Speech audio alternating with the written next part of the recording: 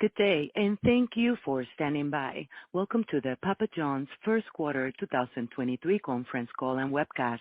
After the speaker's presentation, there will be a question-and-answer session. To ask a question during the session, you will need to press star 11 on your telephone, and you will hear a message advising your hand is raised. To withdraw the question, simply press star 11 again. Be advised that today's conference is being recorded. I would now like to hand the conference over to Stacy Frole, Vice President of Investor Relations. Please go ahead. Good morning, and welcome to our first quarter earnings conference call. This morning, we issued our 2023 first quarter earnings release. A copy of the release can be obtained on our investor relations website at ir.papajohns.com under the News Releases tab, or by contacting our investor relations department at investor_relations@papajohns.com. On the call this morning are Rob Lynch, our President and CEO, and Chris Collins, our Interim Principal Financial and Accounting Officer. Before we begin, I need to remind you that comments made during this call will include forward-looking statements within the meaning of the federal securities laws. These statements may involve risks and uncertainties that could cause actual results to differ materially from these statements. Forward-looking statements should be considered in conjunction with the cautionary statements in our earnings release and the risk factors included in our SEC filings. In addition, please refer to our earnings release for the required reconciliation of non-GAAP financial measures discussed on today's call. Lastly, let me thank you in advance for asking only one question and getting back in the queue for more follow-ups. Rob? Thank you, Stacy. Good morning, everyone, and thanks for joining us. Overall, we are pleased with our first quarter performance, which was consistent with our expectations and resulted in the highest global system-wide sales in company history. Our North America comparable sales were in line with our record results we achieved a year ago and supported by 3% growth in our domestic company-owned restaurants. In the first quarter, we also opened 59 new restaurants. We are extremely proud of our accomplishments over the last 3.5 years. We've built a unique infrastructure and business model that is designed for sustainable sales growth. We've built an amazing product pipeline with new platforms that keep producing new ideas. We have also significantly improved our operations to support our business moving forward, and we have built a company culture that makes us all proud. But we know there is more to be done, and we have yet to realize our full potential. We continue to see opportunities to get better and create value for our customers, our franchisees, and our shareholders. This is why I'm so excited about the future of Papa John's, the challenges and opportunities that we have to get better. We recognize we are lapping significant comps from 2022 and 2021. For the first quarter, our outlook was for flat comps, but that is not our expectations for the year. We expect to see improvement, especially in the second half as year-over-year comparisons ease. In the current inflationary environment, we are focused on finding the optimal mix between check and transaction growth. Our track record of delivering 3 straight years of positive comp sales gives us confidence that we can deliver on our long-term targets. Over the past several years, we have been investing in technology and building an organizational infrastructure necessary to operate an industry-leading CRM platform that is designed to drive brand engagement through relational instead of transactional experiences. Today, approximately 85% of our sales come through digital channels, and we have nearly 30 million loyalty member accounts. We have a significant data platform that we must utilize to enhance our brand and make the digital experience for our customers better by offering personalization that drives activation. Our focus continues to be on taking care of our customers and driving top-line growth. I'm happy to say that we announced this week that Mark Shambura will be joining Papa John's as our new Chief Marketing Officer. I'm confident that his more than 2 decades of experience in growing restaurant brands, including most recently at Mod Pizza and Chipotle, will help to drive continued engagement and growth among all consumer segments. Our recent investments in digital innovation will only get better with Mark's digital-first, analytics-led approach. We look forward to igniting our brand engagement strategy under Mark's leadership. As I've already stated, we have continued to evolve our menu innovation strategy as we build strong brand partnerships to raise awareness and attract new customers. At the end of December, we launched our new Papa Bites platform, which includes small bite-sized snacks and bold new flavors utilizing our fresh dough. Our Oreo Papa Bites were especially well received by our customers and were highly incremental to our dessert category, helping drive higher ticket throughout the quarter. We also launched our Crispy Parm Pizza in February, making us the first large pizza chain to launch a thin crust pizza with cheese on all sides of the crust.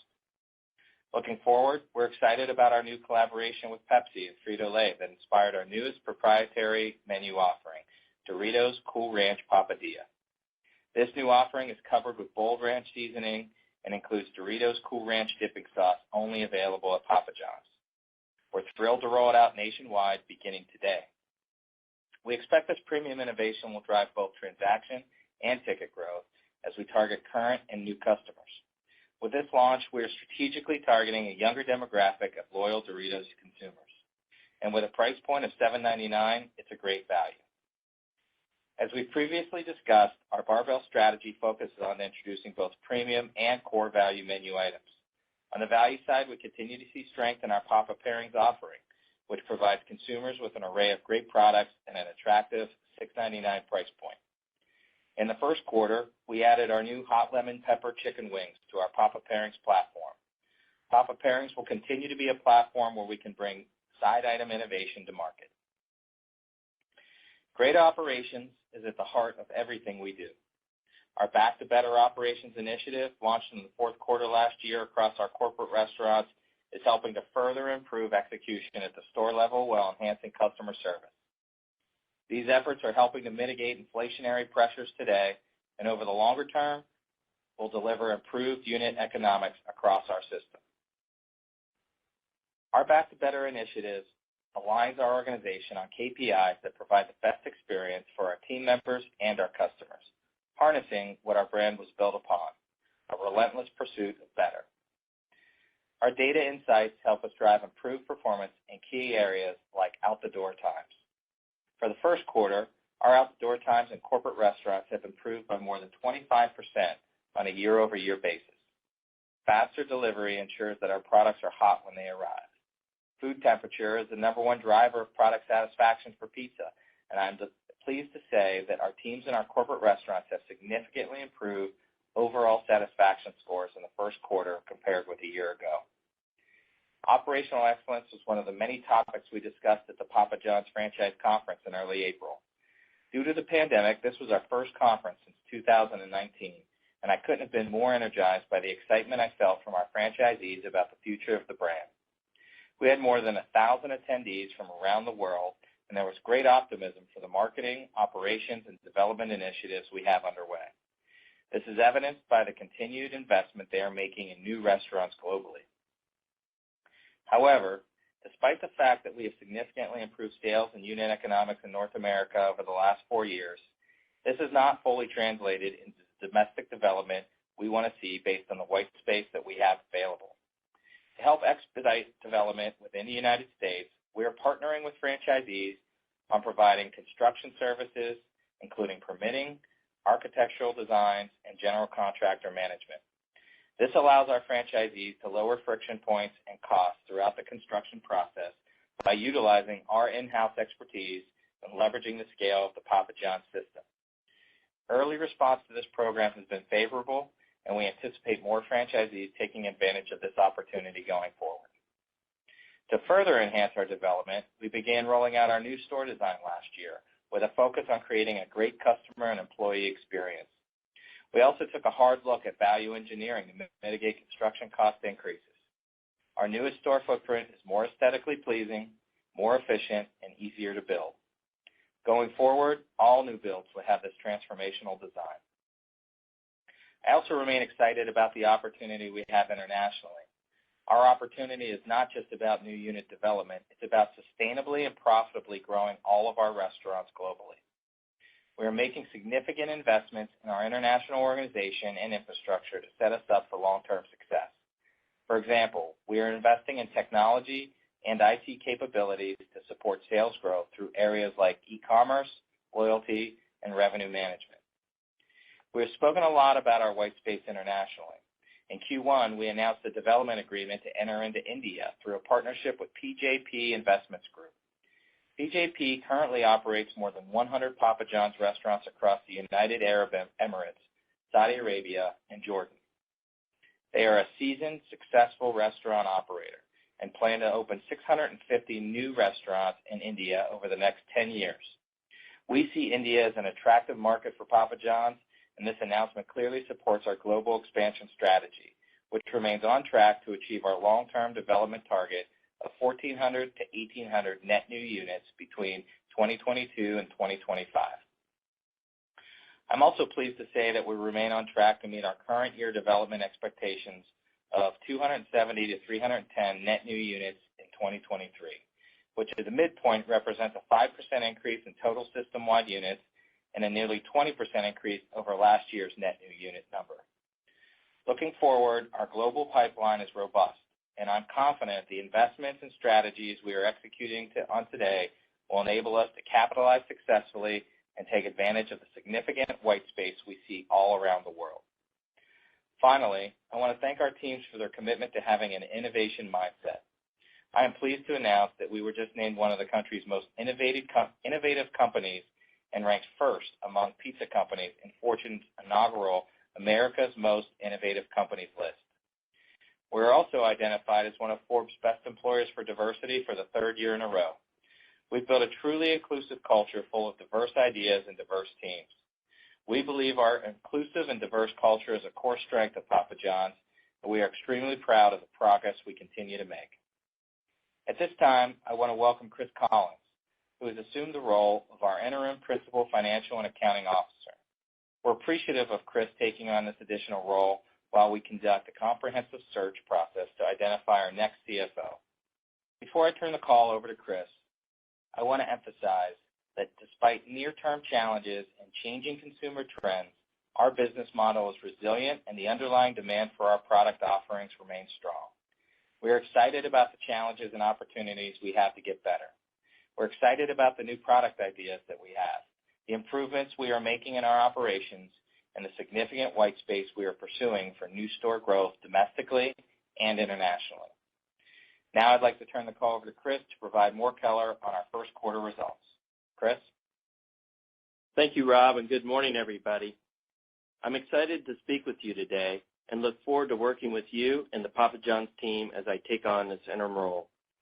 As you read in our earnings release this morning, we continue to deliver top-line growth on top of significant gains over the past few years.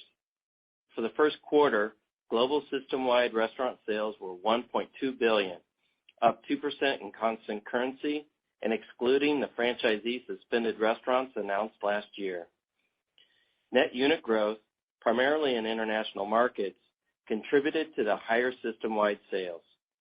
For the first quarter, North America comp sales were flat with last year's record first quarter sales, a result of a 3% growth in our company-owned restaurants and a decrease of 1% across franchised restaurants who are coming off a strong first quarter a year ago. For added color, in the first quarter, we lapped our largest January ever when customers were staying closer to home due to the impact of Omicron. On a 2-year and 3-year stack, North America comps were up 2% and 28% respectively. International comps were down 6% in the first quarter as inflation continued to pressure consumer spending across markets. Similar to the fourth quarter, the challenges we faced in the UK market had a significant impact on our international segment results. First quarter comps were also impacted in Asian markets due to the Chinese New Year and the loosening of COVID restrictions. Strength in our other international markets, especially in the Middle East and Spain, partially offset these pressures.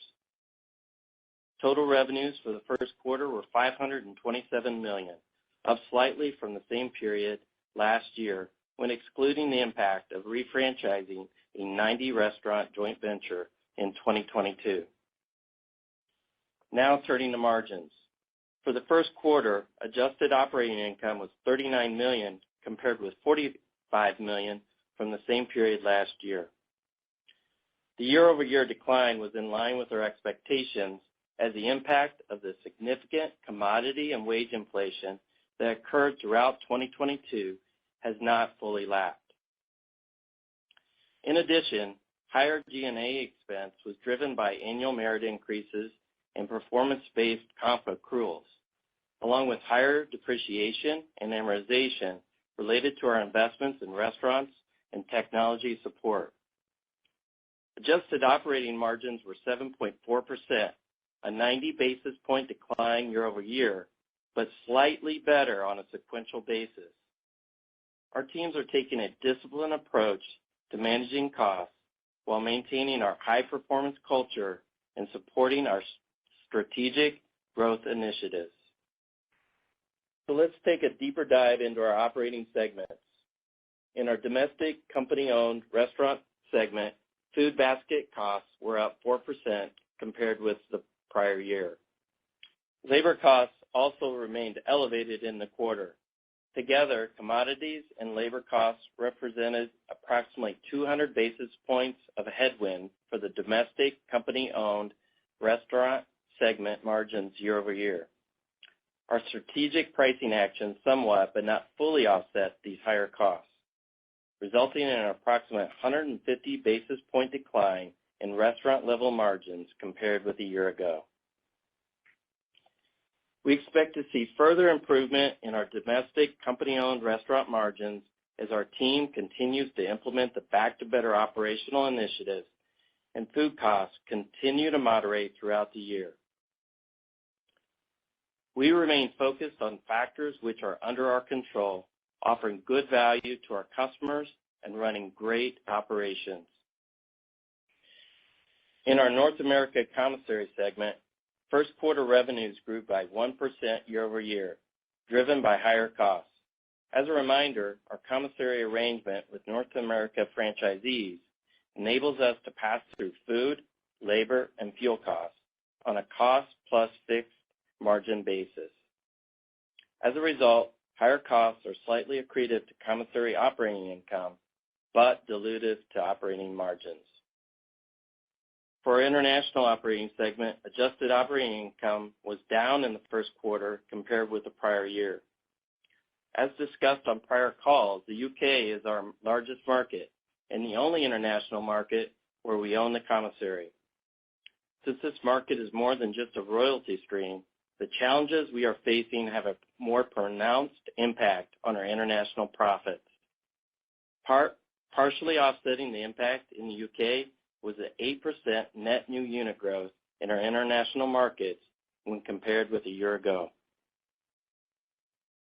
Moving on to cash flow and balance sheet, for the first quarter, net cash provided by operating activities was $41 million, up from $25 million a year ago. Free cash flow increased $7 million to $22 million, reflecting changes in working capital, partially offset by an $8 million increase in capital expenditures. We ended the quarter with ample liquidity of approximately $240 million in cash and borrowings available under our revolving credit facility and a gross leverage ratio of 3.5 times. We also continued to return significant cash to our shareholders. During the quarter, we repurchased approximately $210 million in shares. In total, we have repurchased 2.5 million shares and approximately 90 million remains available for repurchase under our current authorization. We also paid $15 million in cash dividends during the quarter. Based on our strong balance sheet and positive business outlook, our board has declared a second quarter dividend of 42 cents per common share, or $1.68 on an annual basis. Through prudent management of our cash flows, we're able to maximize our financial flexibility and our ability to create value for our shareholders in both the short and long term through a combination of organic growth investments, cash dividends, and share repurchases. Now to our outlook. Overall, our growth expectations remain unchanged with the long-term outlook we provided on our fourth quarter call. Consistent with our long-term guidance last quarter, we plan to grow our North American comps between 2% and 4% annually going forward. Also consistent with our guidance last quarter, in 2023, we anticipate being at the lower end of this range. From a cadence perspective, we believe North America comps will improve each quarter as we launch new menu innovations, activate targeted offerings for our most value-conscious customers, and execute our Back to Better initiatives. We anticipate our international comp sales will remain under pressure, but will improve each quarter as the macroeconomic environment evolves, including within the UK, our largest international market. We expect our adjusted operating margins to be comparable to up slightly to the level achieved in 2022 as we benefit from several tailwinds, including our Back to Better initiatives, positive North America comps, and the benefit of 53rd week in 2023. Offsetting these tailwinds are the investments we are making in the UK and higher G&A expenses as performance-based comp ramps back up. For added color, we expect our second quarter G&A expense to be higher due to the return of our franchisee conference after a 3-year pandemic hiatus. In addition, while we expect food and wage inflation to moderate over the longer term, it is difficult to predict when and to what extent it will occur in 2023. Taking into consideration that first quarter share repurchases increased our debt by approximately $200 million, we now expect full year net interest expense to be between $40 million and $45 million. The increased interest expense is mitigated by the share reduction from an EPS perspective. Our CapEx remains at $80 to $90 million as we invest in technology innovation and the opening of new company stores. And finally, our tax rate is anticipated to be at the higher end of our 21 to 24% range. In summary, we continue driving value for our shareholders and setting Papa John's up for success through our menu innovation, digital enhancements, operational productivity, unit growth, and strategic capital allocation. And with that, I'll turn the call over to Rob for some final comments. Rob? Thanks, Chris. I've said it before, pizza is a uniquely special food. It almost always brings friends and families together in some form of celebration, whether it's the Super Bowl or a casual Friday night gathering. We believe that the world deserves better pizza and that we deliver it. But we remain hungry for better. I'm proud and thankful for the last 3.5 years, but I'm most excited about the future of this brand. With that, I'll turn the call over to the operator for Q&A. Thank you. And as a reminder, we ask that you please keep your questions to one and queue up again for additional questions if needed. Please stand by while we compile the Q&A roster. And our first question comes from the line of Sara Senatore with Bank of America. Please proceed. Okay, thank you very much. A question and then a clarification about unit growth. So on the PJP, the agreement for India, I know, predates you, Rob, but India was a market that Papa John's was in and then left a few years ago. And I was just wondering if you could talk a little bit about what's changed, whether it's the evolution of the market or the positioning or just better operating capabilities for your partner there. And the clarification was just understanding the help you're giving your franchisees in the U.S. There's no sort of financial contribution from Papa John's. It's just offering services and sort of kind of upfront help that somebody who might be new to building or franchising might need. Is that correct? Yeah, Sarah. Hi, good morning. So I'll answer the second one first. We have standard incentives that we offer for high levels of development across our domestic footprint. That hasn't changed. We have equipment incentives and other types of incentives to spur development, but we haven't increased that or added any type of unique, royalty relief or anything like that to spur development. We've created some services and some capabilities. What we've heard from our franchisees domestically is it's never been tougher to get a restaurant built from a permitting standpoint, construction standpoint. Well, we have great resources to help our franchisees with that. So we set up a model that allows them to tap into our resources to help them with their permitting and construction needs. So that's really the only incremental support that we've added to the model. We're really excited about the new restaurant design. Our franchisees are excited about that. Every new model moving forward will look like the new Papa John's, and I think that's going to have a nice impact on our sales run rate once we kind of give all of those stores a facelift and bring that new model to market. In regards to India, last time, like you said, it does predate me. I wasn't here the last time Papa John's tried to go into India, but I've definitely done my homework and diligence on why this is different than the last time. The last time we went into India, we didn't do a lot of due diligence prior to entering that market. We went in and tried to operate that market pretty much the same way we go into every market. India is a unique market with different dynamics, different supply chain, different cost structure, and most different is kind of the consumer price sensitivity and the consumer, needs for a different type of product. So we spent about a year and a half working with our franchisee from the Middle East, who has done an amazing job building out that region and very successful. And they have gone in, along with our support, and done a lot of research to understand exactly what the needs are in that market. And so we've built a business model and a business plan that we both believe can be successful. It's a lower priced offering that meets the needs of the consumers in that market, and it's going to be a more concentrated effort. We're going to go, city to city and build scale in each city prior to scattering, restaurants all over the market and fragmenting kind of the resource allocation for those individual markets. So it's a very different go-to-market plan than I understand, we went to market in India in the past, and that's what gives us a lot of confidence. Great. Thank you very much.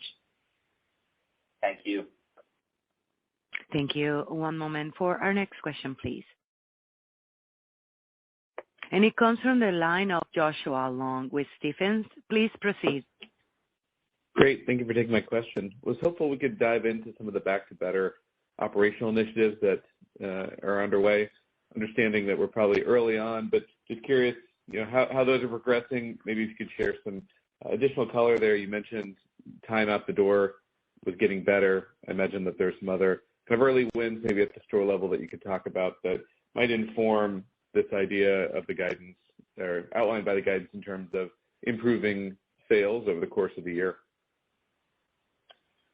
Yeah, thank you for the question. Yeah, it has been transformational in our corporate restaurants. I think I've shared this before, and it's probably not a big surprise to anybody on this call, but during the pandemic, staffing got so challenging that literally our restaurants and our operators were bringing in everybody and anybody from a labor standpoint to try and mitigate the staffing challenges. And really, the primary focus of every restaurant became staffing.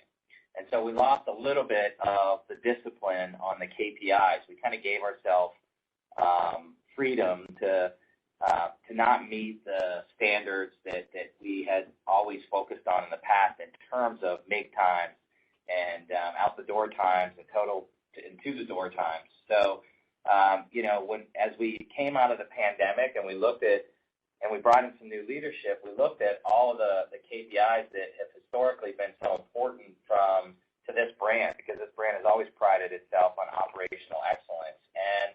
And we recommitted our teams to that discipline to make sure that we were tracking it, we were measuring it, we were reinforcing great behavior, we were addressing outages, and our corporate teams just rallied around that. That's why we have been able to deliver a 25% decrease in out the door times and increase customer service commensurately. So how does that impact the margin and the productivity moving forward? Well, two ways. One, it gives you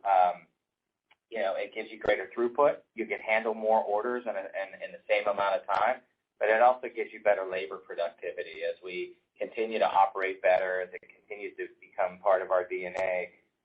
We're able to allocate our labor much more efficiently and effectively. So, and lastly, as we deliver better service, we anticipate, frequency increasing. As customers, expectations are met or exceeded, we anticipate that they're going to order more often from us. So that's kind of what's baked into our operating model moving forward, and that's why we have confidence in our restaurant margins continuing to improve sequentially throughout the year.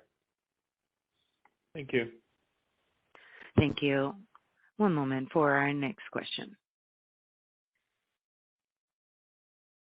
And it comes from the line of Chris O'Cull with Stifel. Please proceed. Thanks. Good morning, guys. This is Patrick on for Chris. Rob, your guidance obviously assumes positive comps for the year, and I'm curious if you can provide any additional color on current trends since, we need to see that come up from the flat comp in Q1. And so I'm just curious if you're trending towards that now or the lower end of that range at least, or if you still have ground to make up. And if so, if it's the latter, what gives you confidence that you can get there over the course of the year? No, it's a great question. It's a question I ask my teams pretty much every day.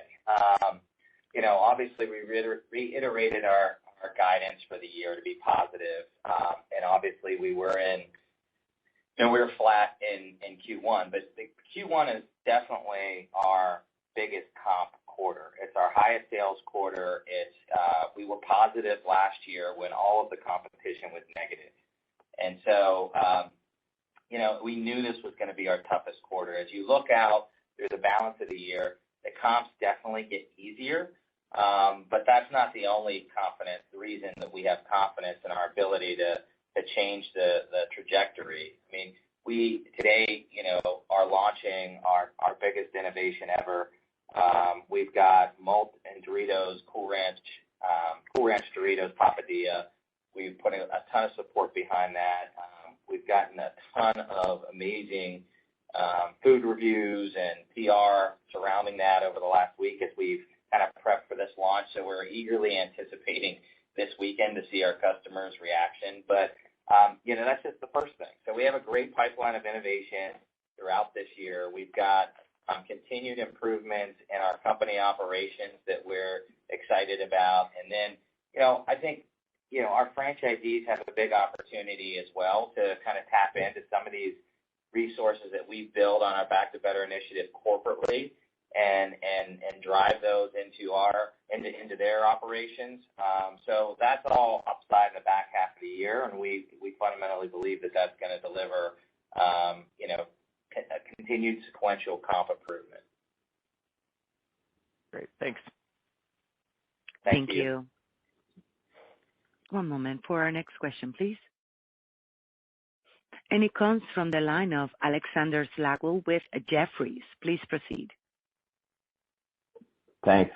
Good morning. I wanted to just ask on franchisee health in North America, and I know volumes are better and margins are down a bit, but where does the average franchisee EBITDA or profit stand now versus 2019? I know we've asked, on this topic and overall cash returns and investment costs before, and it's not something you want to provide too many details on, but wanted to circle back on it for any additional perspective you can provide. These metrics kind of become more focus for investors, understandably, across the industry. We've gone through such an unusual time in the last few years, and I know you have the Back to Better initiatives kind of rolling out to franchisees, so expecting a lot of improvements on these metrics over time, but just wanted to see if you could circle back on any of those metrics or perspective. Yeah, I guess what I would share with you is our franchisee, situation over the last 4 years isn't that dramatically different from our corporate situation. So we don't disclose our franchisee EBITDA, but we do disclose, obviously, the makeup of our company P&L. So, obviously our margins have come down year over year after an amazing 2021 and front half of 22 before kind of the inflation really started to take hold. But relative to 2019, our EBITDA margins are up and up pretty significantly. And a big part of that is a function of our sales are up significantly. In 2019, our average AUV across the system was about 900,000, and today, we're pushing up close to 1.2 million. So, that level of sales and flow through definitely creates some fixed overhead coverage and definitely creates some improved profitability, which has helped us, to mitigate some of this increased inflation that we've seen on both the commodities and the wages. And, what I tell everybody about this business is, like, if you believe that there is going to be a normalization of commodity costs over the next year, 18 months, then, and you believe that we can hold on to the pricing that we've taken, which we've seen an ability to do over the last year since we've come out of the pandemic, there's a ton of upside on operating margin.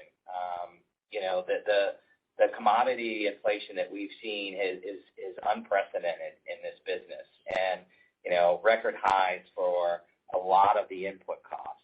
And I fundamentally don't believe that can stay that way in perpetuity. I believe in efficient markets. I believe that the supply is going to catch up to the demand, regardless of the macroeconomic environment. So I do believe that there's a lot of margin expansion at the operating level as we look into the back half of 2023 and beyond. So I do think that margins right now, although higher than 2019, are a bit compressed relative to what we're going to see moving forward. Got it. Thank you. Thank you. One moment for our next question, please. And it comes from the line of Eric Gonzalez with KeyBanc. Please proceed. Hey, thanks, and good morning. It sounds like you're reiterating that flat to slightly up margin outlook for the year, and I believe you said that you expect a large uptick in G&A in the second quarter due to the convention and the fairly large step up for the full year. So perhaps you could help us understand where the other offsets might be from that G&A line and how much commodity normalization you're baking into that outlook. Thanks. Yeah, I mean, our team has been focused on G&A really since day one this year, and we've been very efficient and productive. I don't think that we're going to have a significant uptick on our run rate G&A. The biggest impact to G&A this year is we paid zero bonus last year across our company. We didn't achieve the targets that we had put in place. Obviously, that was driven by an unforeseen and unprecedented level of cost coming into our P&L, and our corporate restaurant ownership disproportionately impacted us relative to our peer group. But we did the responsible thing, and we made sure that we were good stewards of our shareholder value, and so we didn't pay any bonuses last year. This year, we have baked in a return to performance compensation. So that's really the big impact on G&A this year.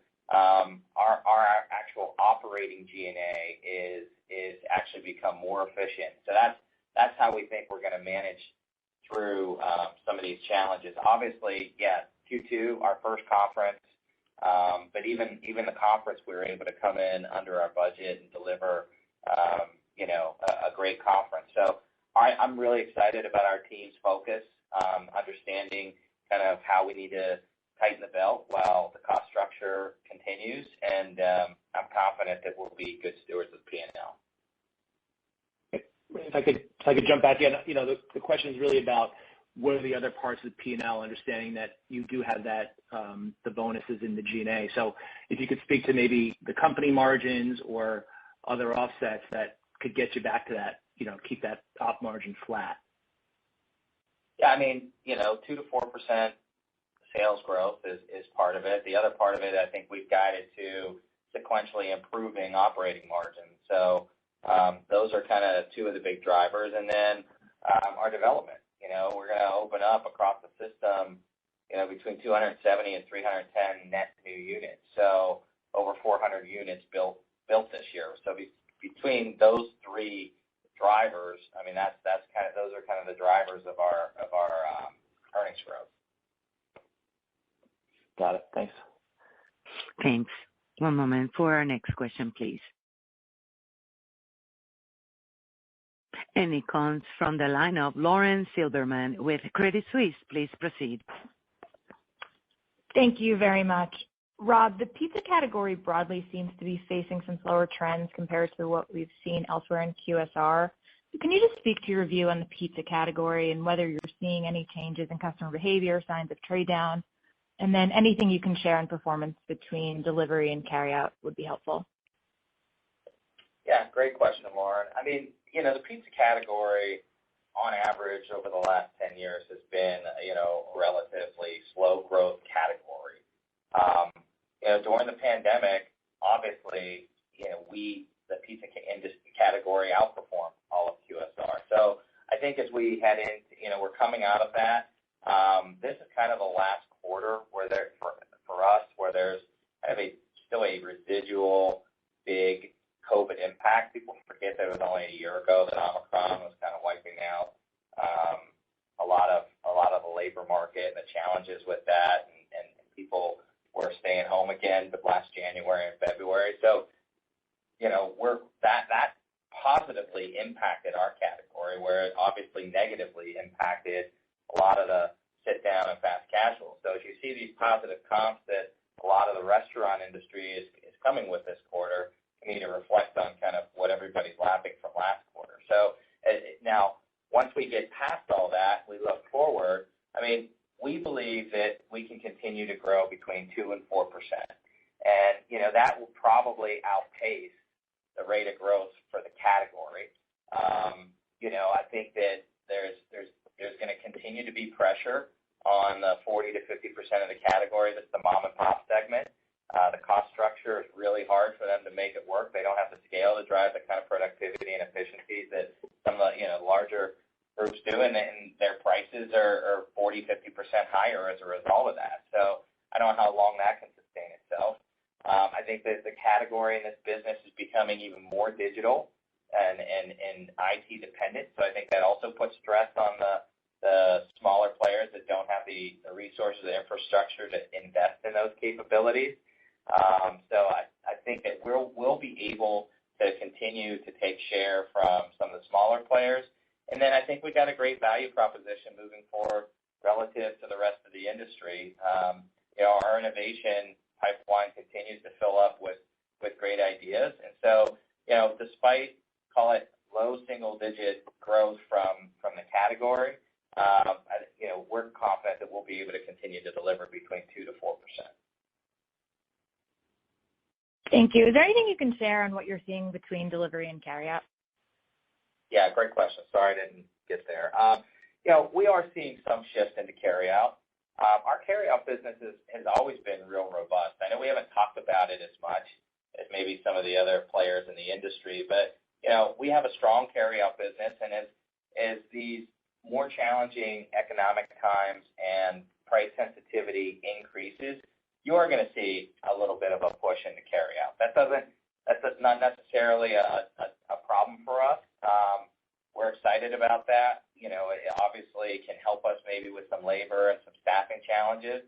But it does reduce the ticket to some extent because of the delivery fee that goes along with the delivery purchase. So as the model shifts from delivery to carryout, you're going to have to be able to pick up some savings in the labor side, because you are going to see a little bit of a challenge on the revenue side by foregoing those delivery fees. So, but I think some of our delivery business is, organic delivery is supplemented with our continued growth with the third-party aggregators. I know that there's a lot of talk about their growth rate slowing down, but they're still outpacing the growth in the core pizza category. So we're getting the benefit from that through our investments with them and our partnerships with them. So our delivery business is probably holistic delivery business has held up a little bit better than maybe some other folks in the category.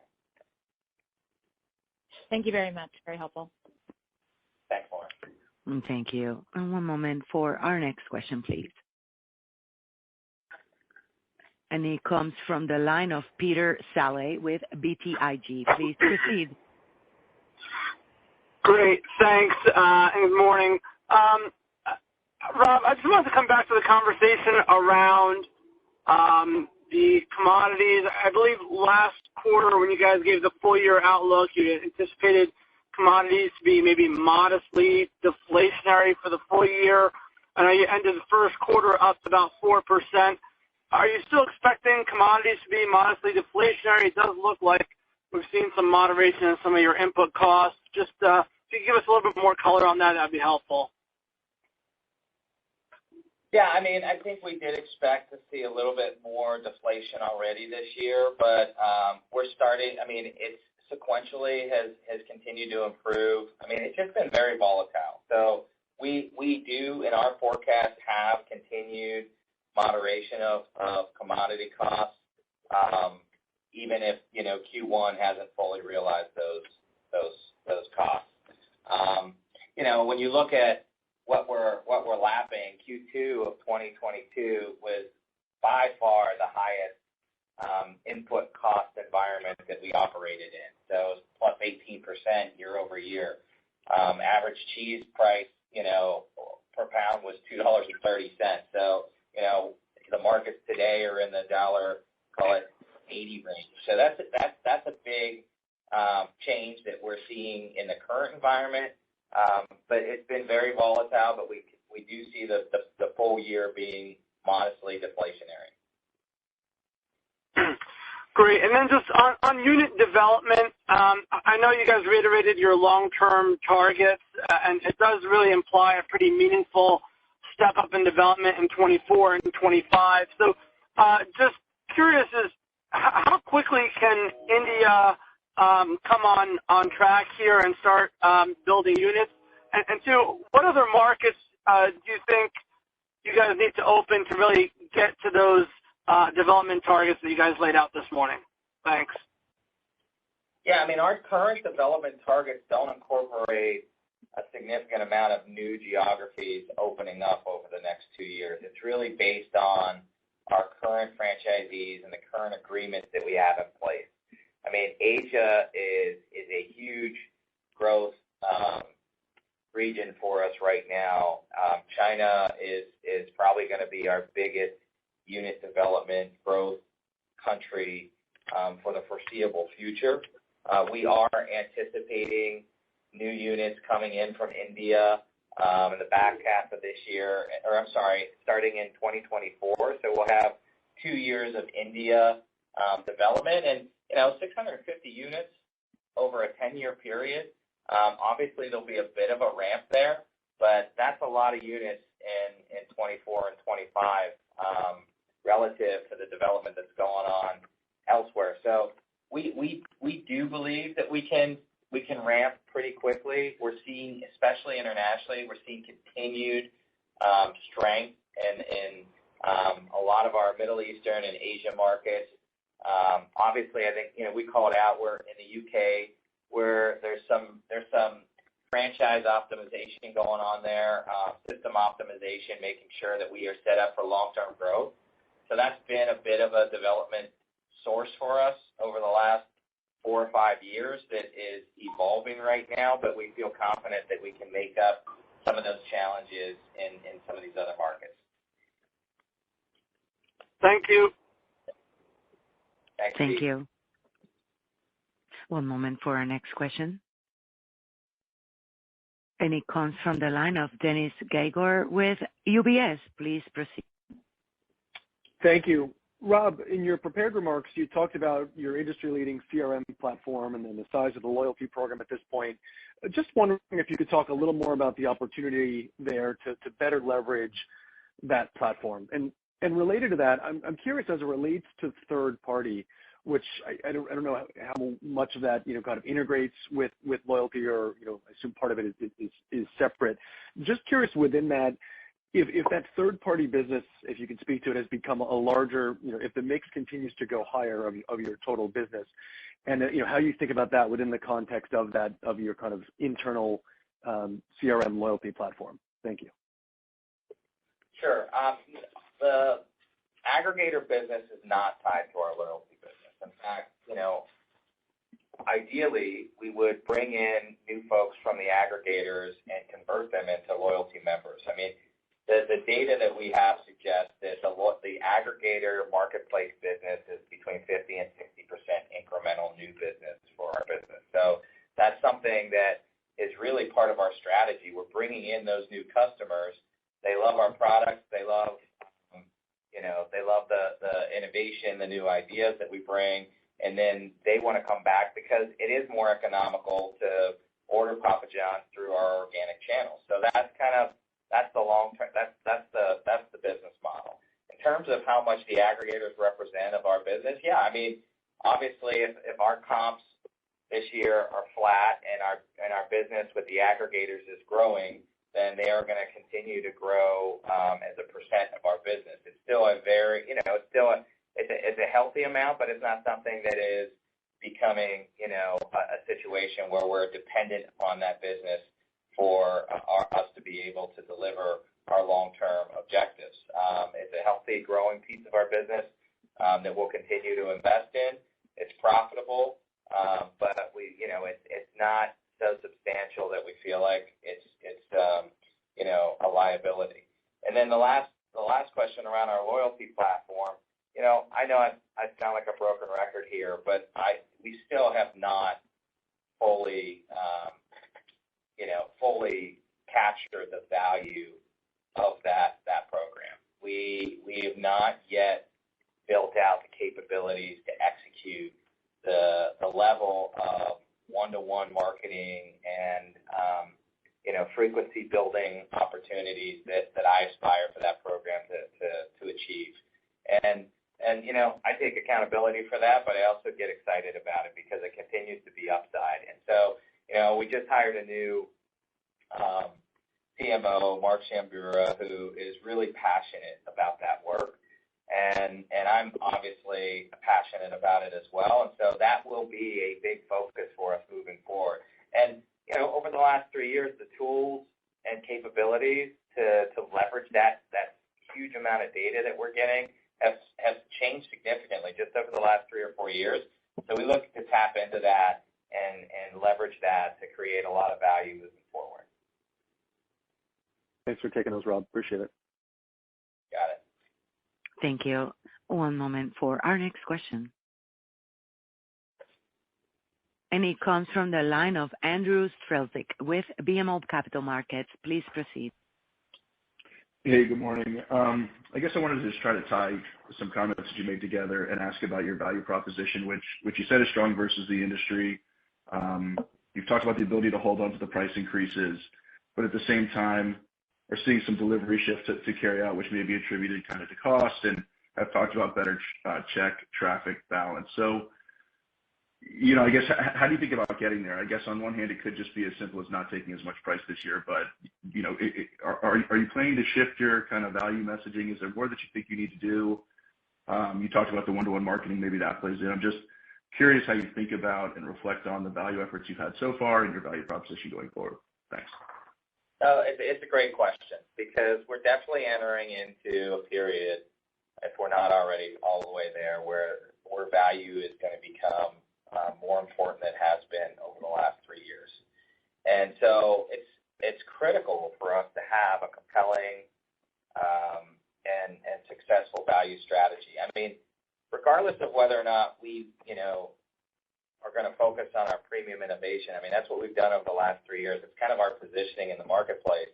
If you don't have a compelling value strategy, it's really hard to compete QSR, whether you're in pizza, burger, tacos, whatever. I mean, value is a big part of the business model. So despite the fact that we've focused on our premium innovation and that we've continued to drive a significant amount of check growth through trading customers up to products like stuffed crust and New York style and Shakaroni and all these other things, we've never walked away from value.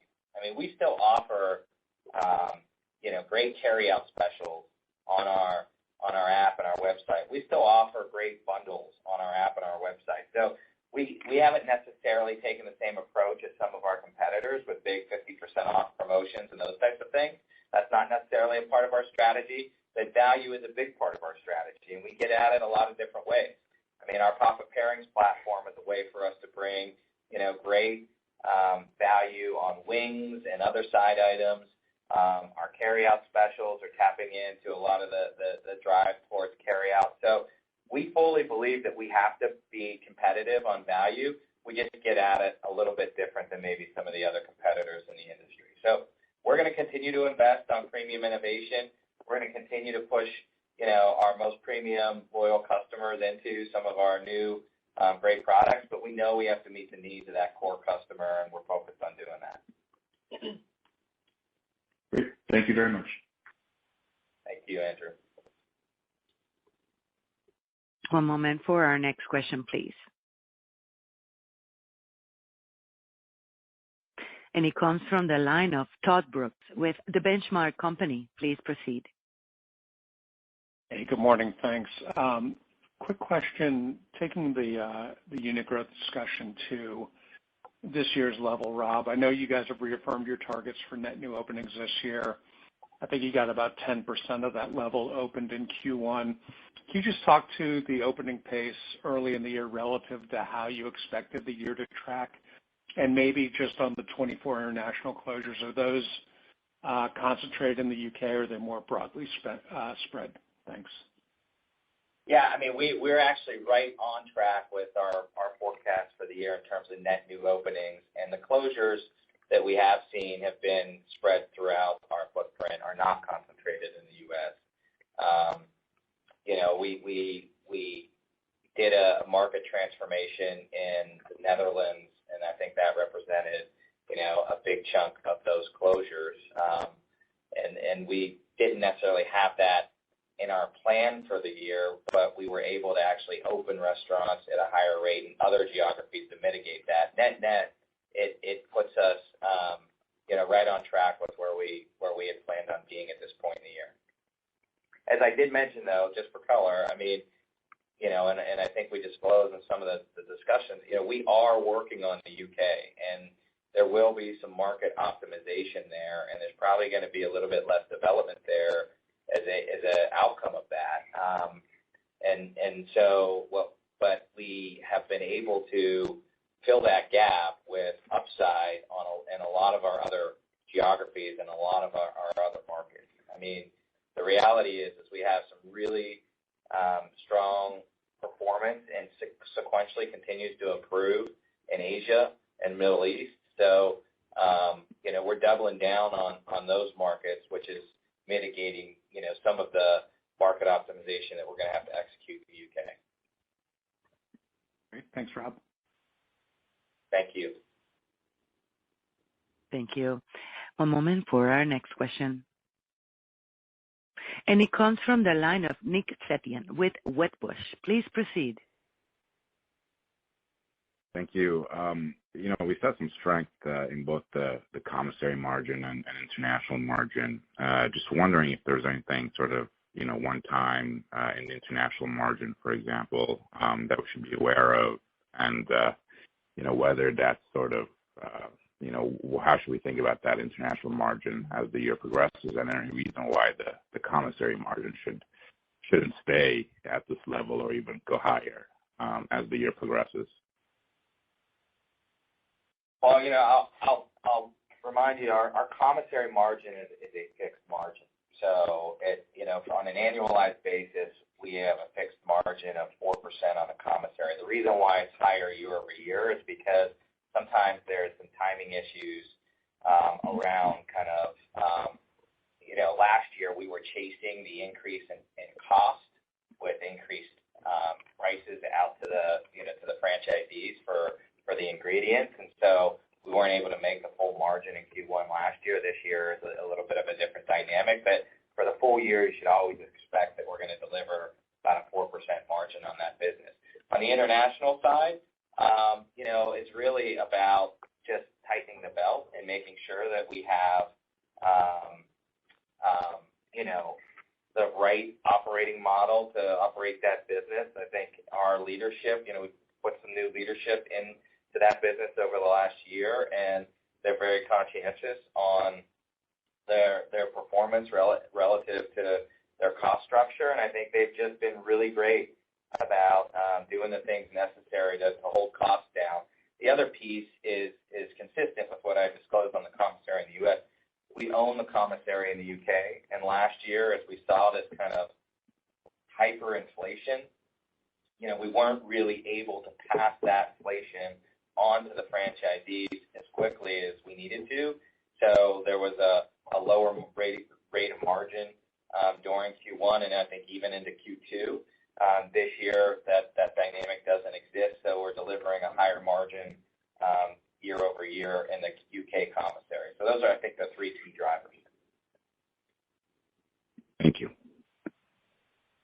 Thank you. And this concludes our Q&A. I will pass the call back to management for any final remarks. So thanks, everyone, for the call today. It's obviously a unique time that we're all working through. So our intent is to be as transparent as possible on the business and on the industry so that you guys can do your jobs. But to summarize, I just want to say I'm thankful to our teams and our franchisees for continuing to deliver solid performance. We lapped Q1 of 2022, which was our highest sales volume quarter in history, which lapped Q1 of 2021, which previously had been the highest sales volume in history. So these are big laps for us, and the ability to lap flat or positive is indicative of the strength of the sales in the restaurants. So I'm thankful for our teams to continue to deliver these solid results. I'm also confident in and excited about 2023 and beyond.